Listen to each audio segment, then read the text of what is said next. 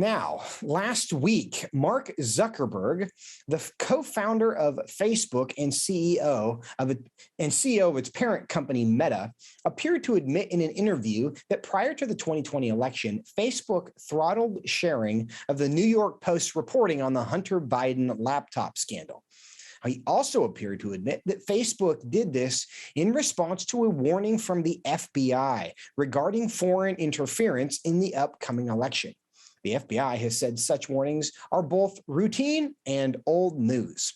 Does the FBI discourage coverage of news reports in order to do exactly what they claimed foreign governments are attempting to do? Who can we trust? Joining me now to discuss this is a former FBI special agent, Jonathan Gilliam. He's also a former Navy SEAL and current president of the Navy SEALs Fund. Jonathan, welcome to Washington Watch. Good to be with you, my friend. We appreciate your time. Now, to lay some foundation for our conversation and for the audience, I'm going to play a couple of clips from the conversation that Jeff Zuckerberg had with Joe Rogan to make sure people know what we were talking about. Let's go ahead and play clip 7. The distribution on Facebook was decreased, but people were still allowed to share it. So you could still share it. You could still consume it. So when you say the distribution is decreased, it got shared. How does that work? It basically, the ranking in newsfeed was a little bit less. So fewer people saw it than would have otherwise. So it definitely... By what percentage? I don't know off the top of my head, but it's meaningful. Now, that was the first part of his conversation. Then he went on to describe conversations that the FBI had with Facebook. Let's play clip 8. The FBI, I think, basically came to us, some folks on our team, and was like, hey, just so you know, like, you should be on high alert. We thought that there was a lot of Russian propaganda in the 2016 election.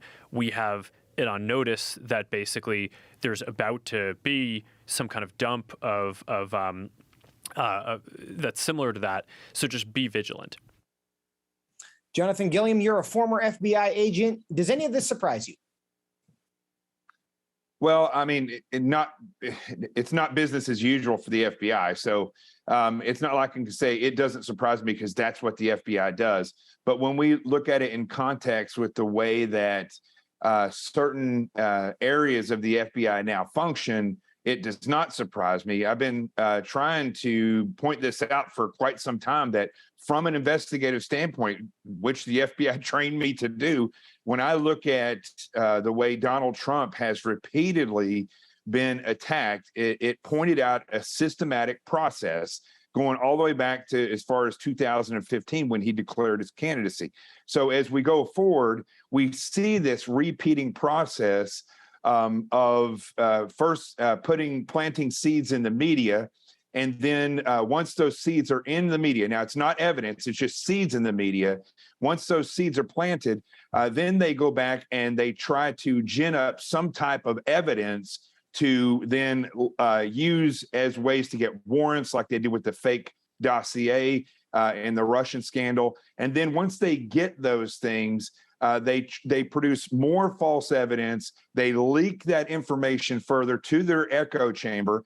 And then when people try to denounce that because they see something's wrong with it, then they do exactly what Mark Zuckerberg was just talking about. They throttle it or they ban it. And then the next thing you know, you have a committee in Congress. So when you look at this repeating cycle of events, what you have to ask yourself from an investigative standpoint is a couple of things. Who benefits from this? Well, it's certainly not Trump. It's really not the FBI. It's the Democrat Party. It's the ideological left. So you automatically look at them. And then you start to look at the FBI and their tactics, techniques, and procedures in this repeating pattern that Mark Zuckerberg talked about. And what you see is a criminal enterprise of people conspiring to stop this president from becoming elected. And overall, that's just part of the picture. Overall, to usher in socialism and stop free speech and capitalism and all the other things that come with conservatism in this nation. They want to stop that. So when Mark Zuckerberg said what he did, when those specific words that he said, we know the pattern of the FBI, what that shows me is that, one, it's not the first time that they've done this, and two, the FBI is literally tasking social media companies to do their bidding. And there's nothing else that you've seen like this. You don't see the FBI going out and tasking Facebook and saying, well, we think that there's a rise in pedophiles and they may be using this certain thing. So we have to come here and tell you not to do this, right? There's no such thing as that. Facebook goes ahead and kind of monitors those things on their own. So one, the whole Russia Spygate was a fraud. So obviously the FBI is either broken or they made it up. And two, when they task other entities to do their bidding, those entities are working as agents of the United States government, and it's a violation of your First Amendment right. Well, and Jonathan, that's kind of part of what I want to probe there. And you brought up an example of another way in which the FBI theoretically could get involved with something like Facebook or Twitter, these large social media companies, to stop the flow of information that they decided is harmful. Is there any other context outside of politics where that's something that the FBI might do? They would perceive a risk to someone or something, and they would go to a social media because they have become de facto public forums, and they would say, hey, you need to be aware of this, and maybe you should stop this flow of information. Is there any scenario in which that is done and it's an appropriate, customary use of FBI powers?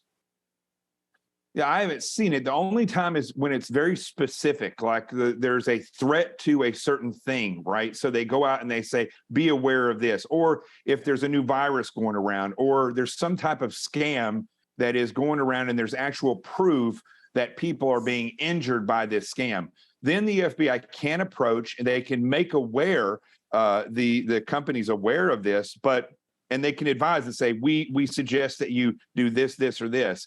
But when it comes to what they're talking about, which is espionage or where counterintelligence, where the Russians or any other agency is going and pushing information forward, to my knowledge, there's never been a case where they have approached a social media company and said, listen, you need to stop this story from moving forward because we believe that this is Russia, and we believe, not we know, we believe that this is intelligent, or this is intelligence agencies working. Because you have to remember, when it comes to a scam, when it comes to a threat to someone, if the FBI was to approach, they know, they have proof that something is occurring. In this case, obviously they had no proof because it was all fake. So whatever, they either showed up because they're not good investigating, or they showed up because they had an agenda.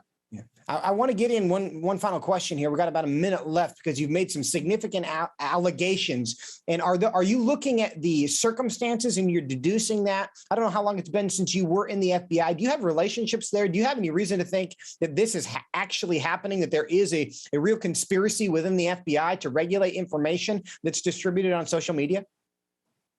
Well, my allegations are based upon what Mark Zuckerberg just said. I do have friends who are still agents and former agents, and pretty much everybody looks at this and kind of sits back and sees that something is drastically wrong. The same unit is being used over and over again in all of these things from the Washington, D.C. field office. The same people that were involved with Peter Strzok and Lisa Page, who said they wanted to take down Trump, are also involved with the Mar-a-Lago raid. So I don't think we really have to, these are facts. So when we say allegations or we're accusing, I'm just looking at the facts. And when I point these out, I can say that this is normal behavior and this is not normal behavior, but the behavior that we're seeing is normal for criminals, because criminal enterprises repeat the same thing over and over again. Jonathan Gilliam, we're going to have to cut you off there because we're out of time, but thank you so much for stopping by today. Very insightful.